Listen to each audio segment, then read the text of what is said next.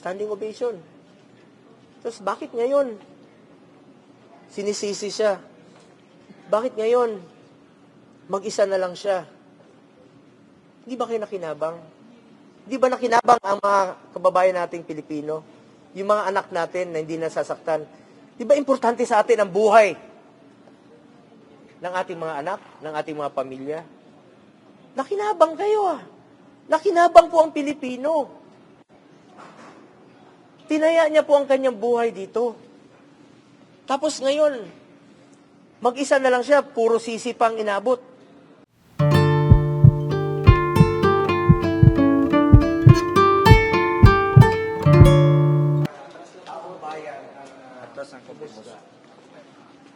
Kung mas nakakalakad ba ang mga anak natin na hindi nasasaktan, hindi nababastos ng mga drug addict, nung panahon po ni dating Pangulong Duterte. Alam nyo, pag bumalik ang illegal na droga, babalik po ang korupsyon sa gobyerno, babalik po ang kriminalidad. Ang taong bayan na po ang humusga kung nakinabang ba ang Pilipino sa ginawa niyang strong stance against illegal drugs nung panahon niya bilang Pangulo. Yan ang isa sa kanyang pinangako. 2016, yan ang kanyang pinangako sa Pilipino. Lalabanan niya ang illegal na droga, lalabanan niya po ang kriminalidad. Nakinabang tayo. Yung mga OFWs, may peace of mind sila na nagtatrabaho sa abroad na hindi nasasaktan ang kanilang mga anak at hindi nababastos ang kanilang mga anak na naglalakad sa gabi. Nakakauwi ng safe, nakakauwi ng hindi nasasaktan. Pag bumalik ang illegal na droga, mas nakakatakot. Ginawa niya po ito para sa taong bayan. At nagkaroon po siya ng mataas na approval rating nung nag-umpisa ang kanyang administrasyon hanggang natapos 87% ang kanyang approval rating dahil sa kanyang strong stance or strong position against illegal drugs. Kayo na pong humusga, mga kababayan ko. At dun sa ukol naman sa reward system, wala pong reward system. Full support po si dating Pangulong Duterte sa police, sa uniform personnel. In fact, 2018, pinadoble niya po ang sahod ng police, military, uniform personnel. Pinaghirapan natin yon, pinaglaban natin yon para magampanan pa nila ang kanilang trabaho. Nadoble po ng 2018 ang sahod nila sa mga entry position. Full support po si dating Pangulong Duterte. Nung mayor siya, sinusuportahan niya po ang pulis dahil kulang talaga ang kanilang MOOE. Sinusuportahan niya. Hanggang naging presidente siya, kahit sinong mayor, kahit sinong governor, sinusuportahan niya po ang kapulisan sa mga pangangailangan nila. Pag may nasasaktan, may namamatay, pinupuntahan niya, binibisita niya. Umiikot siya sa mga kampo. Pag may mga gera o may nasasaktan, nagbibigay ho siya ng tulong sa kanila, sa mga wounded in action, talk to troops. Binibigyan niya po ng tulong yan. Pumupunta sa pinakasulok ng Pilipinas, even sa Hulo, para makipagpulong po sa mga tropa doon. Ibig sabihin, sinusuportahan niya po ang kapulisan, sinusuportahan niya po ang military at uniform personnel. Pero let me repeat, wala pong reward system na sinasabi nila ngayon. Masyado pong baseless accusation po ito. At ako naman po, senador na po ako 2019 po ako naging senador. Dim resign na po ako October of 2018 nung tumakbo po ako bilang senador. At wala na po akong kinalaman sa day-to-day operation ng then President Rodrigo Duterte. At hindi naman maiwasan, panahon ng pandemya, nandyan po ako sa tabi niya, tinututukan natin, paano natin malampasan yung pandemya. At hindi ko naman po kinakaila sa inyo na malapit po ako sa kanya at parati ko siyang sinasamahan in my own personal capacity. Pero wala pong reward system na umiiral sa kanyang opisina. Sinusuportahan niya po ang kapulisan kung anong pwede niyang isuporta para magampanan po nila ang kanilang tungkulin. Sir, anong next move nyo ngayon? Anong next move? Kung kakailanganin po na kailanganin mag-imbestiga rin po dito, ako naman kung ano lang yung katotohanan, the truth lang po. Dito lang tayo umikot sa katotohanan at hindi tayo magkakamali dyan. Magpa-file po kayo ng resource. Kung kakailanganin po para magkaroon tayo ng parallel investigation dito sa Senado para malaman po natin ng katotohanan, I'm very much willing na mag-file din po ng resolution para magkaroon po ng investigation rin po dito sa Senado para malaman natin kung ano lang yung totoo. Sa lahat ng kung gusto niyo imbestigahan yung war on drugs, pwede nating pakinggan dito. Lalong-lalo na ang ating chairperson, si Senator Bato, is the chairperson of the Committee on Peace and Order. At siya po ay Chief PNP. Para malaman natin kung ano talagang totoo.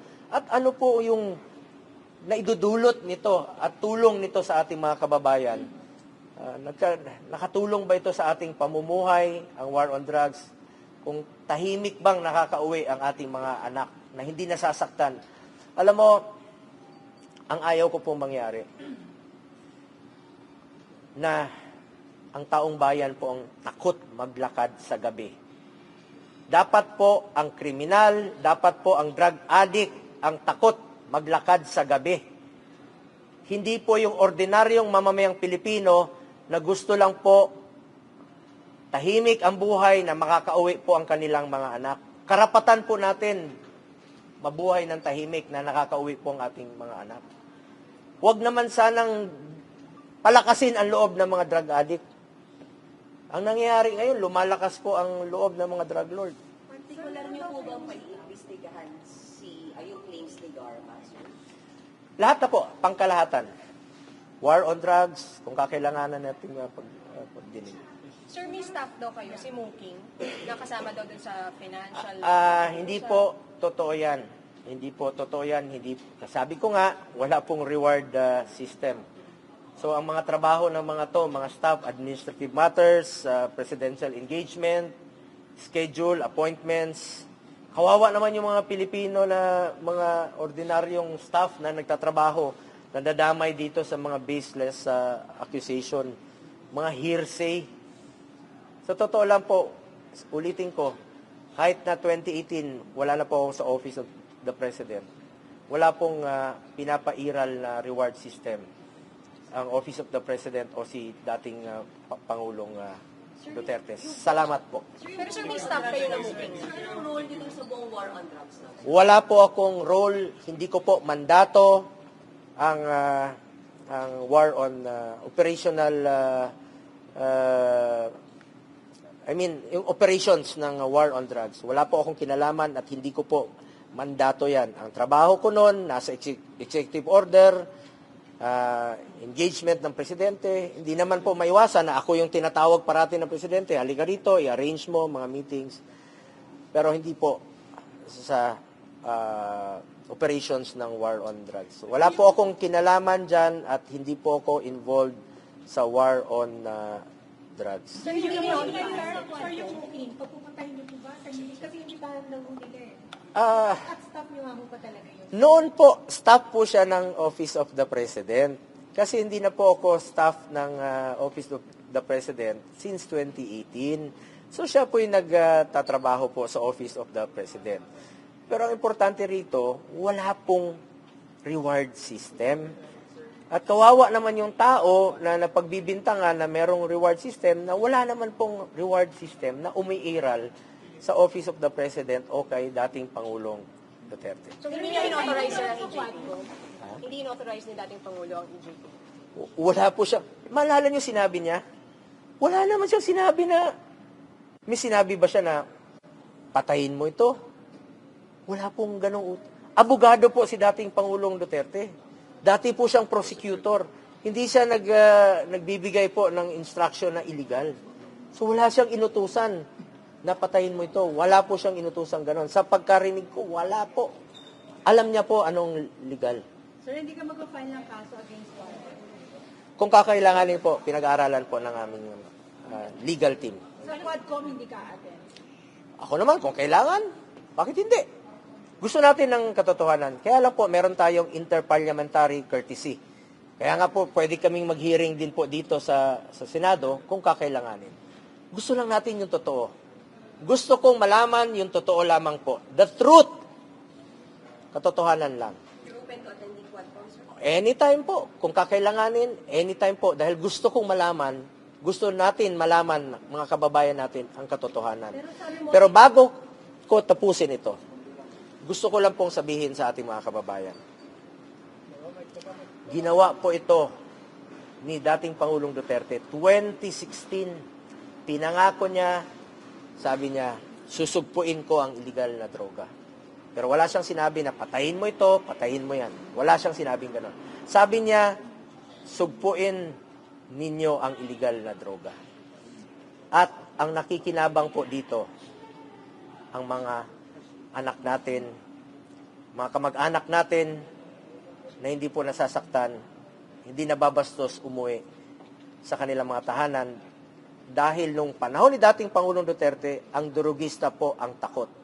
At ayaw nating mangyari na ang durugista ang maghasik ng lagim at matatakot na pong umuwi ang ating mga kamag-anak sa ating mga pamamahay. Anong tingin yung motivation you're running for 2025 elections? Di ba kayo maapektuhan, sir, nito mga gantong alis? Sabi ko nga, katotohanan lamang po at hayaan na po natin ang taong bayan ang humusga.